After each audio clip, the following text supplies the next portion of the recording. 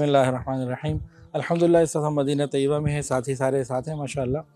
احد پہاڑ کے دامن میں ہم کھڑے ہیں۔ یہ وہ مبارک مقام ہے۔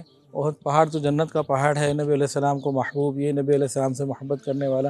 اس پہاڑی کے اوپر وہ جو ایک کٹاؤ سا ہے اور نیچے سیمنٹ کا کنکریٹ کیا ہوا ہے، بند کیا ہوا ہے، یہ وہ مبارک مقام ہے جہاں رسول اللہ صلی اللہ علیہ وسلم نے آرام فرمایا تھا غزوہ احد میں زخمی ہونے کے بعد۔ اب میں اپنا ایک ذاتی تجربہ عرض کر رہا ہوں۔ 8-10 سال پرانی بات ہے، ہم لوگ اندر گئے تھے، اس وقت اس طرح سے اس کو کنکریٹ نہیں کیا ہوا تھا۔ اندر ایک سلیب ہے، چھوٹا سا تو غار ہے، 2 آدمی بیٹھ سکتے ہیں، 3 آدمی چلے کر لیں، 4 نہیں شاید آ سکتے، تھوڑی چھوٹی سی جگہ ہے۔